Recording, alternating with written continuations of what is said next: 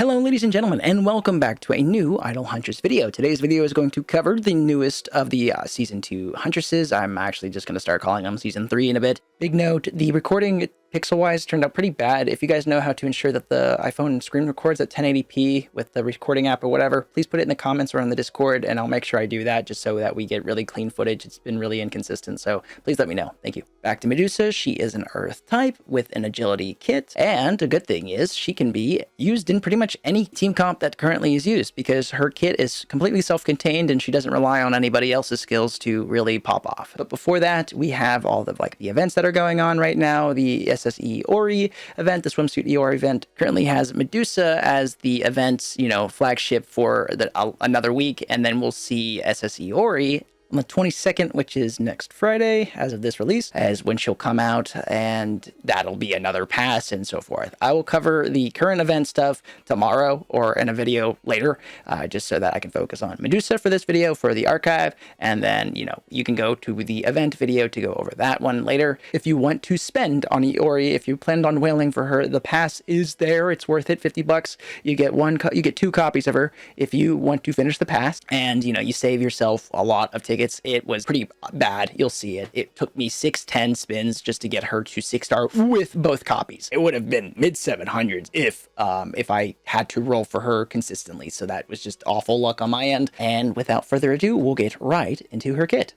Medusa's first skill, Keep Quiet. At level 1 has a 50% chance to inflict 2 rounds of silence on all targets. Now this is going to mean you're unable to do any actives or ultimate skills, but you can still do your auto attacks. At level 2, the chance is now 100%, and at level 3, the target is now changed to only all enemies. So if you don't have her 2-star, she will silence your own team.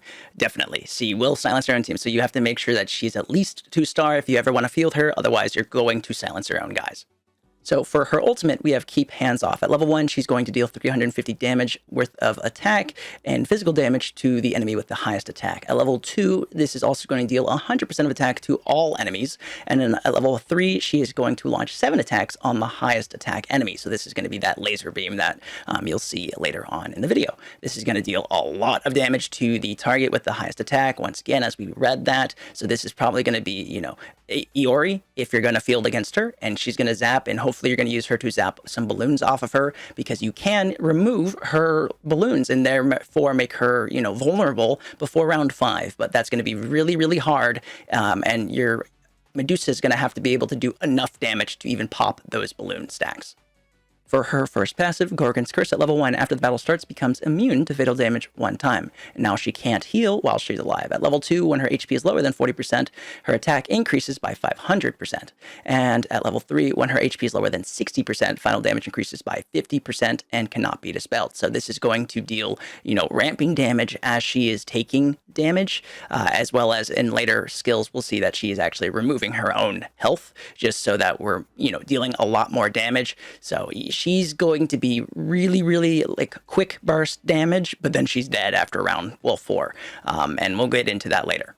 Next, for her stat passive, Good Memory. At level 1, Medusa has Extraordinary Memory, increasing her attack by 15% and crit by 3%, then 20, 4, and then 25 and 5. So this is great, this is everything we could ask for, attack and crit, because she's scaling with her attack. We don't need HP, and crit is always just nice on our DPS characters. Now for this textbook of a skill, I have Gorgon, her exclusive equipment. Level 1, dodge 3%, level 2, crit 4%, level 3, attack up 25%. These are really great stat increases. At level 4, EE 30, when launching a normal attack, Medusa has a 70% chance to petrify the target for 1 round. When damaged by an enemy active action, so anything done to Medusa, Medusa has a 25% chance to dispel any debuffs and retaliate to the attacker with a normal attack, so a counter mechanic just like Carmen. Now, petrify is going to make it so the enemy cannot take an action and they cannot become immune, but they can dispel this. Now, it's only effective against Huntresses, so no boss targets. Now, at level 5 EE 40, the chance of dispelling debuffs and countering increases to 50%, and at level 6 EE 50, the chance of dispelling debuffs and normal attacks increases to 100%, and if the enemy is a rocker who triggers this skill, so touches Medusa, then the normal attack will now become an ult, so this includes Eeyore, Venus, Shakespeare, Beethoven, and Mozart. So ideally, it's only going to be Iori, maybe Venus if they're feeling her.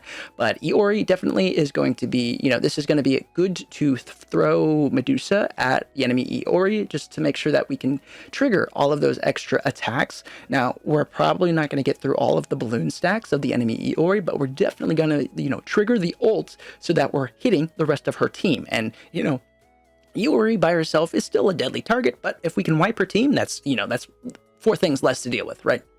Now for her UR skill, Gorgon's Call. At level 1 after the beginning of battle, she becomes immune to fatal damage for 3 rounds. Now, normal attacks deal an increased 400% of attack and physical damage, and for the first 3 rounds after the beginning of each round, if the enemy has a rocker, Medusa has a 50% chance to ult one more time. So once again, like I was saying, it sucks that it's not 100%, or more so, but definitely the more times she can ult, the better. We're off at, cutting away at those balloon stacks, making sure Iori doesn't keep ulting because she has 30 stacks, and, more so and more so, just it's more damage that you're dealing to the enemy side. Now for our most favorite of skills, the pet skill. Please pluck up courage. Now, level 1 after each round starts, if HP is greater than 30%, deals true damage equal to 30% of her current HP to herself. After each round starts, if HP is lower than 70%, increases effect resistance by 10 for 1 round, then to 20, then to 30, then to 40, and to 50. So at, pet level 200, she has 50% effect resistance, which is like, it's there, but she has it for every time she counters. Every time they touch her, she cleanses. Given she's still alive, definitely the decreased health is not good. This skill makes sure that she is dead by round 4 if she does not have a shield apply for her from like Take per se or Herc. But, it's there. You're really just leveling it up to get the pet stats. But as we can see, as soon as it's round 4, she's toast. So it's there to help make sure that she is reducing the amount of health she has. So she's getting the, increased attack that she was getting from her first passive. So it's just her kit. It's just glass cannon. It's an airstrike. She rains, glass covenant cannons from above, and then she's gone, sadly, right? But it's really interesting. Her kit overall is just really good at wiping the board, and as you can see just from here, it is every time they touch her, she just gets to have a reply to it, and she just won't die. She just won't die as long as you have her at 6 stars, right? But it's really nice to get the petrify, and if she's fast, if you make her really, really fast, then she'll be able to get the silence off ASAP, and just so you're preventing from anybody getting their ultimate off, their passives off, the first skills off for the first 2 rounds. If you have her kind of slow, there's the option that they get their first skills off, if not their realms off, and then you're out of luck. Whereas they won't ult the second round, but if there was an integral part to prevent them from doing anything, I think it's round 1, especially if you're going up against a Zao nuke, right? But with her kit out of the way, we will do badges and runes. So sadly, no more, graphics at the moment because the wiki doesn't have them anymore, and I'll make them later. But for now, we have just, my voice. So I hope you enjoy it. For runes, we're going to go, she is DPS. So we're going to go just attack, attack, and then you can go crit, and then speed, right? Like I said before, if you want to make her really, really fast to make sure that she silences as many people as possible before they take their turns on round 1, you're going to want to make her really, really quick. So definitely, DPS, you just don't need HP. But it is attack percentage, speed, and crit if you want her to get crit, or you can just go more attack if you want to get more attack. For badges, you're going to go attack, and then you can go crit, or you can go speed, like before, and then you're going to build more speed on all of them substat if you want to do that, or more attack, or more crit. It's just that straightforward.